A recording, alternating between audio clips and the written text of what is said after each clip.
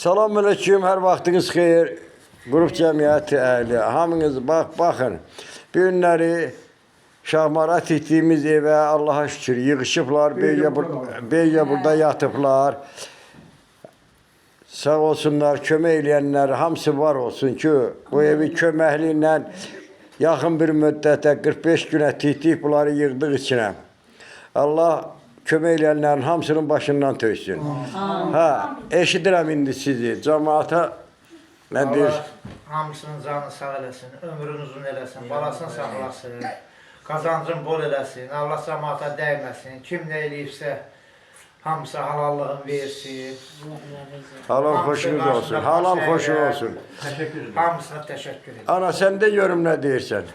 Yazıqdır balalarım, Allah xeyir versin, Allah elimizə, günümüzə versin, cəmaatımıza versin, başdan aşağı töksün, kömək eləyənlərin dağına dursun.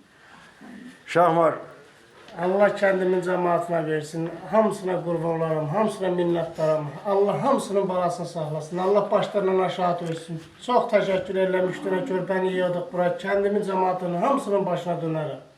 Minnətdaram. sən də görüm. Mən də Allah hamısının canını sağ eləsin, başlarından töksün, bizə nə eləyiblər, halallıqlarını versin, Allah kömək eləsin. Halal xoşunuz olsun hamısı.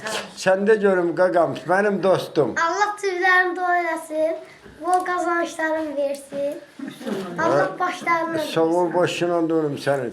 Mən səni hamıdan çox istəyirəm, onu biləsən. Sən də görüm, ha.